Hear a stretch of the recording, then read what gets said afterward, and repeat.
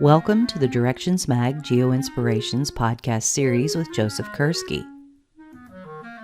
All right, folks, greetings. Joseph Kerski here. I am here with one of my all-time favorite people in the land of geography, geospatial, education, and beyond, Dr. Shannon White. Shannon, thanks for being here. Thank you for asking. Much appreciated.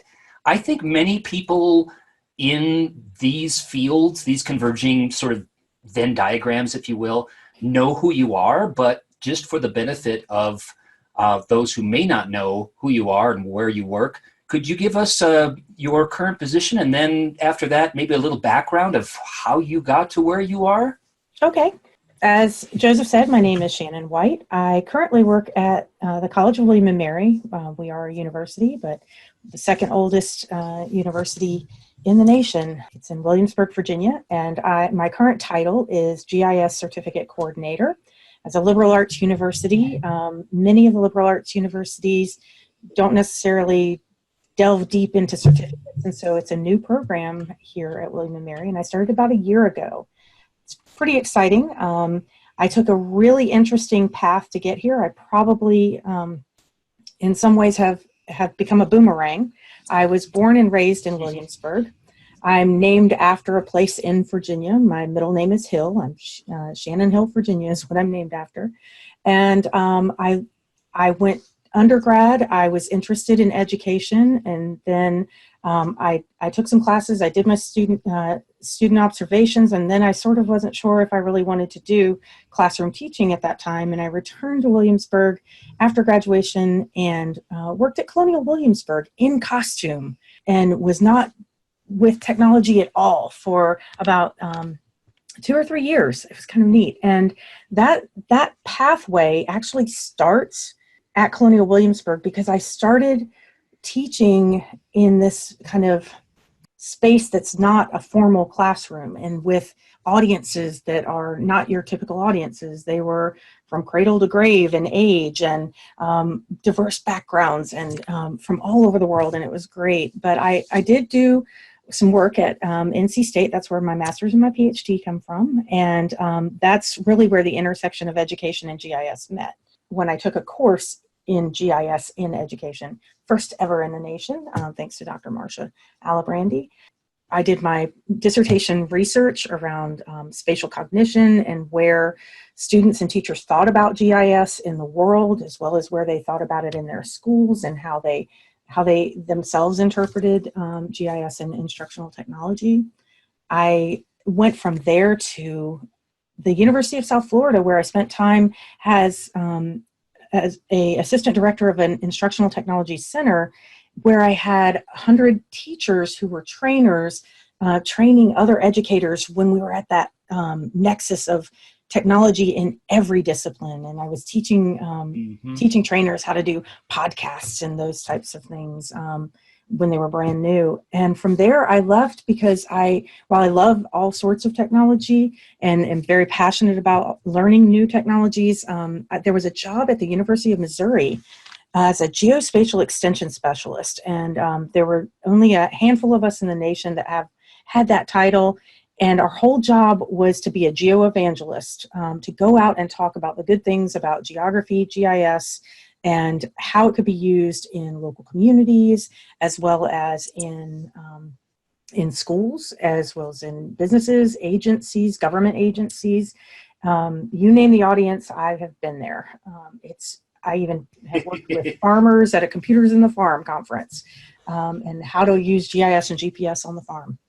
But this opportunity came up for me to be able to come back to Williamsburg, my hometown, and to do what I do with GIS at this wonderful university. And so my experiences working with educators and professionals and youth in 4-H and other classroom settings has led me to this point where I am now at William and Mary.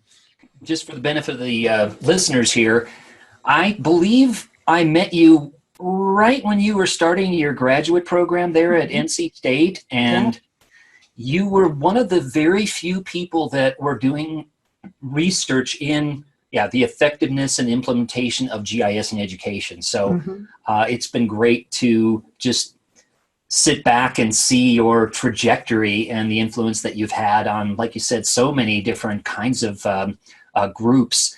I personally wish I had been named after a feature on the landscape, but that's pretty cool to know that about you. Also, I just can't imagine living in Williamsburg. I know you grew up there, but just that, you know, the history there, not just the colonial Williamsburg part of it, but just, you know, all those river towns, those tidal towns. It just must be pretty amazing. So I was trying to ask you, what is the biggest challenge that you've got at your, I don't know, fairly new post? You've been there a year now, right? At William and Mary. Right. What's the biggest challenge that you're facing right now? That's a great question. You know, what's really fascinating to me is that certificates have been around for many years. I earned a GIS certificate at NC State 20 years ago.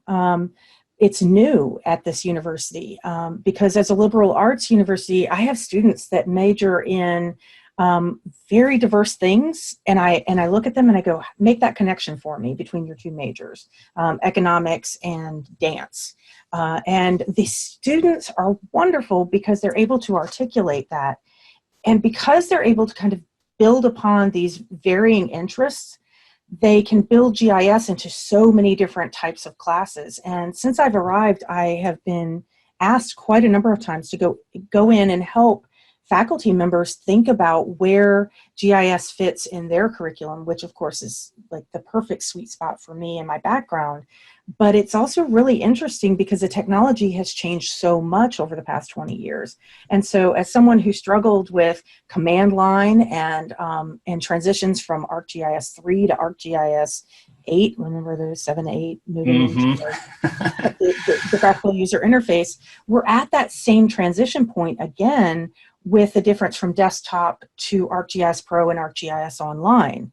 And when you talk about like Esri products, the other thing that's really fascinating is non-Esri products, anything in the world, everything's mapped.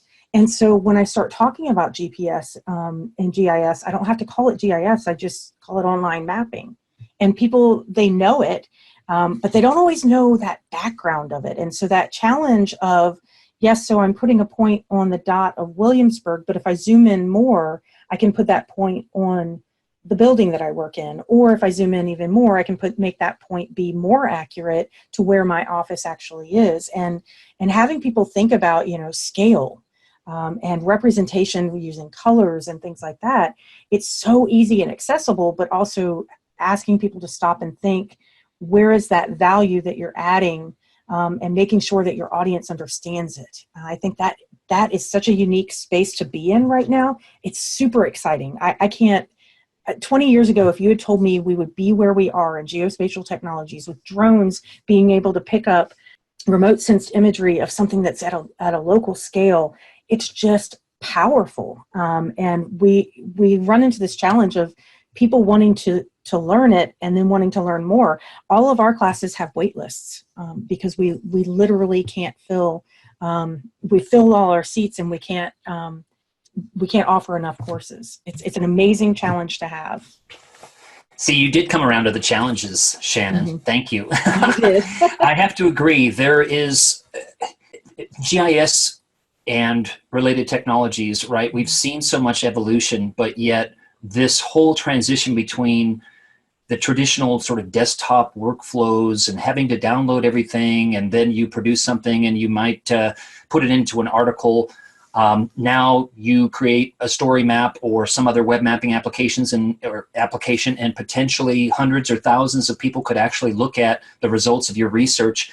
It kind of touches on what you were saying. It's not just the doing things with web-enabled tools now. It changes the whole audience, right? It changes the whole approach to maybe some of our research. And so I agree with you. It's an exciting time to be in this area. You know, given your multifaceted pathway over the years, what about this? What would you say would be the most important class, book, person, event, or something else that convinced you to pursue what you're pursuing? It's funny. I don't think there is one moment. Okay, there is one moment because there's the introduction moment of GIS. People use maps all the time, but until they know that GIS as a technology exists and that it's very, very deep, then there's like this awakening that occurs. And I would say that my awakening was due to Dr. Marcia Alibrandi when she taught the very first GIS in Education course. It was a semester-long course. It included really amazing topics. I can remember one of the first readings she had us read was Ground Truthing by John Pickles. Everyone in the class struggled with it because it was the first couple of weeks of classes. We didn't understand the technology. We didn't understand the concepts as well as as I do now. And now that's like a touchstone of the work that we do, ground truth your work and your data, make sure that it's accurate and it's representing what you want it to represent. But I remember those struggles.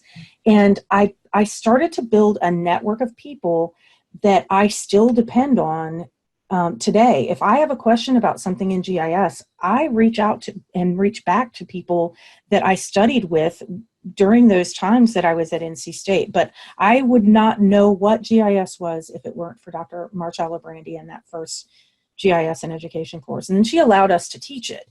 So myself and a colleague, we were able to we were students who became the instructors in the summer sessions of that class. And, teaching something to someone else really makes it very much alive for the student, but also for you, because you have to think about it from their perspective. And I cannot say enough about those experiences that I had during grad school, that I wouldn't be where I am now if I hadn't started down that path, if I hadn't decided to take a certificate in GIS in natural resources. I was a social sciences major.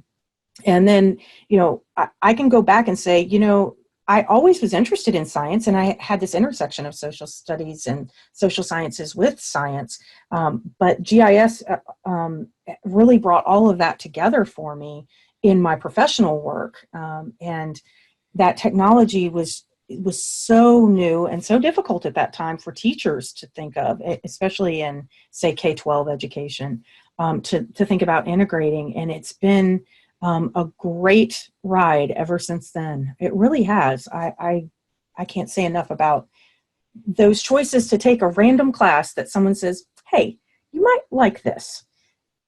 And taking that opportunity, and then if it's what you love to do, keep going with it. There weren't any other classes in education in GIS. I had to go to natural resources and learn about riparian areas across, along water, and that was not what I was studying. And it was a great challenge, and I met so many great people who were doing interesting things because I put myself out there and started to push my own learning and knowledge. Indeed. Yeah, you're touching on so many things that are wonderful here. One of which is, I know you and I have talked about this from time to time, but we both feel like we've learned more GIS methods, techniques, data, etc., teaching it than taking formal classes. Although the formal classes, as you're touching on also, were beneficial and valuable. And but yeah, there's something about teaching it when you're on the spot and you're journeying forward with the students and you don't know a certain thing. Okay, let's find out together. So it really pushes you forward. And another thing that I love about what you're saying is that professional network, extending into, personal friendships that are lifelong in this. I think that's one of the things that many of us value in the geospatial profession, is that I can't even think of anyone I've met that is not in the mode of, okay, let's help each other. Let's share. You never meet anyone really that's abrasive or is just anti wanting to, rising tide lifting all boats, that type of thing. And so I think that, as time goes on, yes, we love the technology, but the people in the, really trying to make a positive difference on our planet with all of this really is something that, we'll always think about. We may not think about the times that we've been maybe frustrated trying to get some data to overlay or something like that, but we will remember these good people that we're working with. So I love what you're touching on here. I tell my students all the time that the people that they're commiserating over GIS with in the labs are the people that they'll continue to touch base with after they graduate. They don't believe me, but they will. They will find each other. Yeah, I mean, you and I being one of zillions of examples, we still collaborate on all things geospatial. You know, thinking about all the projects that you've been involved with over the years, what are one or two projects or maybe initiatives that you're proudest to be a part of? There are a lot of them. From the Florida Digital Educators, where we were introducing technologies like GIS to new educators. I think my work with 4-H and the Missouri Geographic Alliance and National Geographic was really great because I got to really reach into K-12 and be that geo-evangelist for geography education, and GIS were great. But one of the more recent projects that I've been working on is with Lincoln University. It's a historically Black college university, HBCU. There's a professor there who is in agriculture and environmental science, and his interest is looking at underserved and underrepresented audiences, and how do we reach educators to help them reach students in their awareness of the geospatial technologies. So lighting the fire for the teachers to be able to introduce something that they don't know very much about, so that we have students who are aware of these career pathways. I think that is something that we all need to be doing. When I first started in GIS and I first came to some of the very large GIS conferences, there weren't many women, to be honest. There were a whole lot more men in the field. And now I go to the conferences and I see, at least equal, if not sometimes more women in the field. But I still think that there are spaces and places for us to reach those underserved and underrepresented audiences around the world, not just in the US, where we reach, students who they've never heard it, or we had a college student. He said, I don't know how I fell into this. And I don't think people should fall into this. I think people should learn about this and come to this earlier in their lives. Geography and GIS are around us every day, and we have kids who could be the next great thing for geospatial technologies. And they're sitting in a classroom somewhere. They're somewhere on this Earth's surface, and we're not reaching them. And I think that that's something that we need to do. And so the project that I'm doing with Lincoln University and the USDA is a powerful, powerful project because it's looking at really reaching people who may not know what we do and why we do it. And that there is a job that's there looking at location and something that they're passionate about. Because it can be in any discipline. I think that's where it's hard to talk to college freshmen about, well, yes, you're majoring in political science, but this tool called GIS could help you throughout your entire career. Or looking at a sixth grader who is interested in making better decisions about recycling in their community and how mapping might help with that. There's so many impactful ways that GIS, remote sensing, GPS can be used, and we just need to reach out and help one another understand it. Indeed. Yeah, despite the growth in the GIS community, I think you're touching on really important points.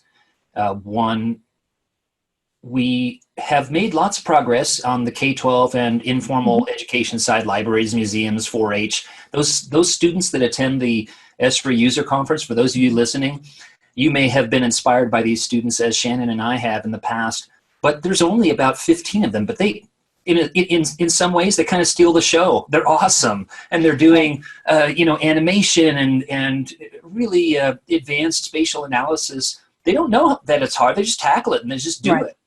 And how can we encourage as a community, and not just encourage, but actually take positive steps, concrete steps forward in bringing additional people from a young age, as you're talking about. And then also you're touching on as wonderful and vibrant as the GIS community is, we do need those people in economics, history, data science, right, engineering, mathematics, and all kinds of different disciplines to make our community even stronger and solve more problems, right, for a better world. Right. So I love what you're saying here, and you touched on. Yeah, go ahead. Can I add something to that? I believe that a lot of people, when they think about educational outreach who are GIS professionals, they think that what they need to do is push something really big, some big initiative, something that the kids will engage in and that all kids will engage in. Not all kids will engage in GIS,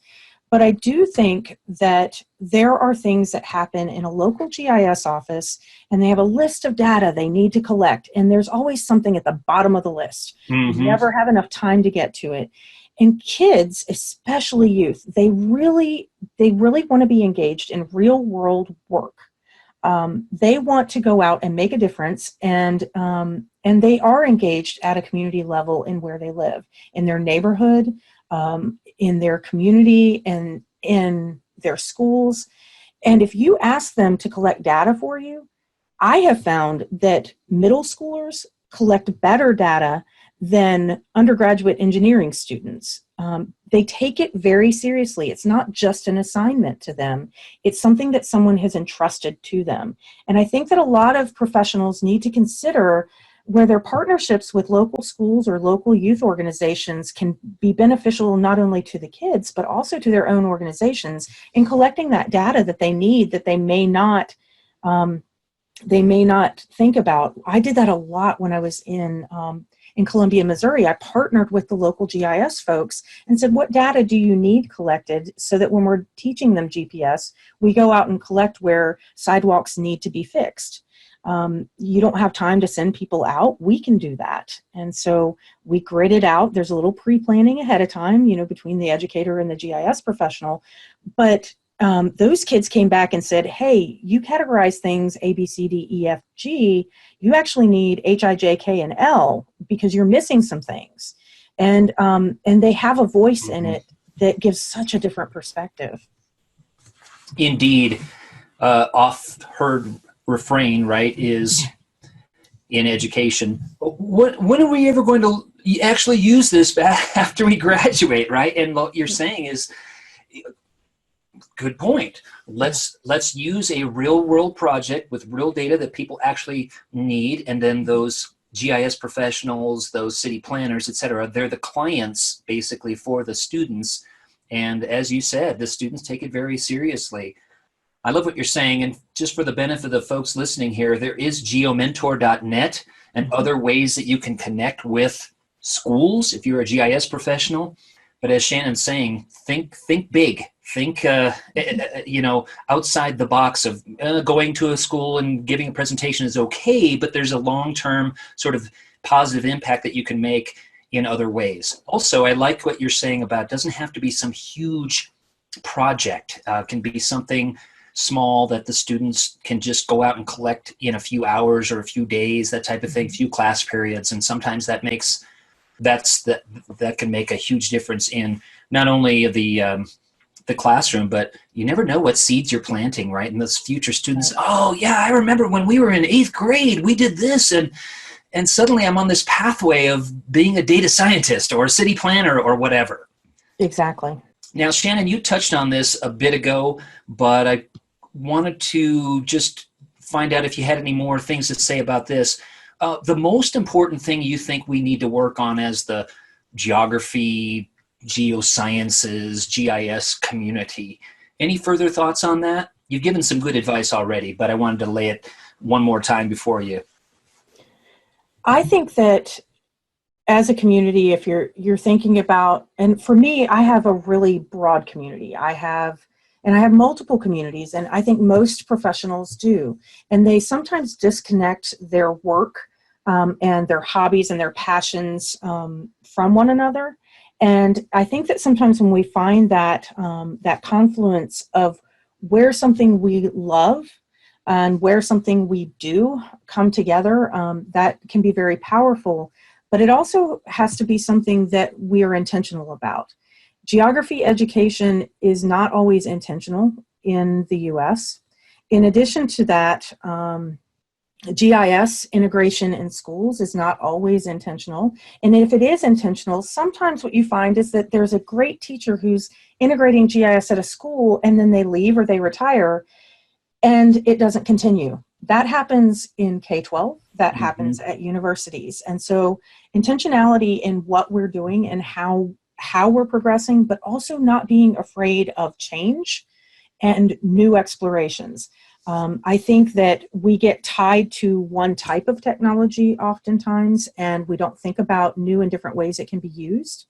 And if we really stop and think about the crazy ways we could use the technology, that's where invention happens. That's where we have these new opportunities. And don't be afraid just because something is open source. That doesn't mean that, you know, it's horrible. It just means that somebody's willing to share it and somebody put time into it, and you could add to that as well. So open source data, adding to those collections only makes all of our data better. Open source technology and open source layers of information. If your community doesn't have a great base map, look at some of the open base maps that are out there. Somebody is taking the time to volunteer their time and add polygons to these maps, and that collective part of the community is something that's invaluable. And we shouldn't just say, oh, well, we don't know if it's true. Sometimes it's not that you have to have it completely accurate down to a specific level to do that. And so I see a lot of users, and there are times where you need to be survey grade. I do acknowledge that. But there are times in which we could make a really good map that underlies something that is made by other people. And you don't have to do it alone. And I think that happens a lot in geography education and in GIS as professionals, that we oftentimes we try to go at it alone. And this is not the type of technology to go at alone. And these are not the topics that need to be kind of shuttered away in one person's office or in one person's brain. Indeed. I think of OpenStreetMap and citizen science projects all over the world that are generating the kinds of data that people are using. And certainly citizen science goes back to late 19th century birders, Audubon Society, et cetera. But now being able to map and analyze the results nearly instantaneously has just lent a huge boost to these citizen science efforts. And there are some wonderful, innovative people that are creating even tools, as you know, that have enhanced what people can do with citizen science. I think of a business partner of ours, Mapillary. You know, so you've got a need to create like a Google-esque street view for sidewalks in your town or trails in your community or whatever. Hey, go out and collect your own trail view or street view with Mapillary. I mean, it's just one of many, many examples. And students could do that, right? They could actually generate that kind of information, as you're indicating. So, yes. Also, you touched on another, I think, wonderful thing about geospatial technologies, and that is it's a disruptive sort of thing. Right. It is not meant to just sort of let's do what we were doing before in just a digital mode. I mean, sure, in the early days of GIS, much of early GIS, right, was creating the kinds of mapped data that we had before, topographic data, land use, land cover, et cetera. And now, we could use a GIS to create that kind of mapped data, but now it's really opening new worlds, new views of data, and new kinds of data that we never thought we'd have available at our fingertips. So I have a student who just created a map of some of the data that she was looking at about Venus in a GIS. And that just, to me, you know, it's about the Earth, and it's also beyond. It's amazing. If someone asks you, can you map it? Most likely you can, and it may take a little bit more challenge to it, but oh my goodness, the amazing things that you learn helping someone map something that you had never thought about mapping before, it's incredible. Yeah, what kind of datum and coordinate system are they using on the Venus map? There is actually a coordinate system for Venus. The challenge we ran into was ensuring that when we put it up online, that it didn't default back to Web Mercator. But that's a really interesting, it's an interesting concept to think about, and how are NASA scientists using these technologies in the ways that they need to, to have a coordinate system of a specific planet, and then be able to load that in and then share it with others as well. I had never had a student interested in looking at something that was external to the Earth's surface. And so that was a great challenge for me. I'd seen other students do it, but this is the first one that I had personally that she really wanted to create a story map with Venus data. And kind of in keeping with our theme of careers in this, if folks listening to this are interested, there is a group, the Interplanetary Working Group at the USGS in Flagstaff, that is mapping Venus, Callisto, Io, Ganymede, etc., Mars. And so, there's not hundreds of people that work there, but it is a group that someone interested in planetary mapping could actually work for. So very cool. Mm-hmm. Very cool. All right, Shannon, I'm conscious of the time here, but really appreciate your insights. What in closing, what would be your advice to, say, a new professional in the fields that we've been talking about? I know we've been talking about several different interlocking, interconnected fields, but what would be your advice for someone who's kind of listening to this going, wow, this sounds really fascinating. How can I get into it? What should I do? So, new professionals, the first thing is remember that you do not need to know everything all at once. GIS and attending a GIS conference sometimes can feel like you're drinking from a fire hose, but you need to find the foundational pieces of information that help you get to where you want to be. These days, social media, Google, YouTube, a lot of the different vendors that have GIS products, they all have lessons and GIS tutorials that you can use. And so all of that free learning that is out there, those opportunities for learning are available to anyone with an internet connection. And so making sure that you touch into those pieces, look up hashtag GIS on Twitter and look at when there's a GIS chat and things like that. I do suggest building a network or joining a network and asking lots of questions. Don't think that your questions are things that you should already know. We don't know everything all the time. And being vulnerable to ask a question allows other people to help you and to build a relationship with you. And so I would suggest go to conferences, meet people, learn new things. I actually wrote an article for Directions Magazine on those types of things of going to conferences.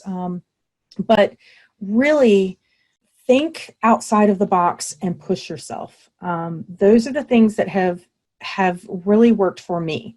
I couldn't tell you that 20 years ago I would be a geospatial professional. And it has been the most rewarding part of my life. When people ask me how come I got to create a drone camp for kids, and they say, how do I be who you are? Follow your passion. You have to be you, but do the things that really are fun to you alongside the things that you're responsible for. Can't let go of those things. Indeed. Thanks for those words of wisdom, Shannon. And one of the reasons why I wanted to talk with you in this GeoInspirations series is that you exemplify lifelong learning. You are always enthusiastic about learning new things, and you're living what you're preaching. So we appreciate that about you, among many other things. So thanks so much for sharing with us. I just wish you all the best in your position there at William & Mary and beyond. I like what you're sharing with the audience today about challenging yourself. Don't get into your comfort zone, but also I really like what you said just a moment ago about don't feel like you need to learn everything all at once. These are lifelong journeys that you're describing with the colleagues of yours, and Marcia Alabrandi and others. And I was in a class, you probably have this experience as well in your career, where I was in a criminal justice class and I had 90 minutes with these awesome students. And about halfway through, I sort of sensed this dismay, and I kind of, okay, what's going on? And then a couple of students said, well, we thought we were going to learn GIS today. Oh, I've heard that. And I said, well, I don't want to burst your bubble. We're using some tools today to analyze crime, but it's like physics, chemistry, right? It's a lifelong endeavor. So I have had those experiences as well. oh gosh. Here's the introduction that I have for 90 minutes, but there are lots more things that you need to do right. I completely understand what you're saying with that. Fortunately, there are so many exciting things to study with the application of geotechnologies, right? We've got lots of critical issues on our planet, right, from global to local. And so there's never a shortage of what to study. And so no, not at all. It is a very good time for people to think about joining this community, because it really is a community, as Shannon's saying. We're all in this together, and we need your voice. And so thanks for being one of the voices out there, Shannon. Much appreciated. Well, thank you for asking me. I've enjoyed everything that I've ever done in my geospatial professional career, and I just hope that everyone listening has as much enthusiasm as they move forward in their careers. It is a very engaging, wonderful community, and an important one, as you're saying, to be a part of, one that's critically needed. So again, thanks so much for all of your time and careful thought and words. Much appreciated. Folks, thanks for joining us on this installment of GeoInspirations from Directions Magazine.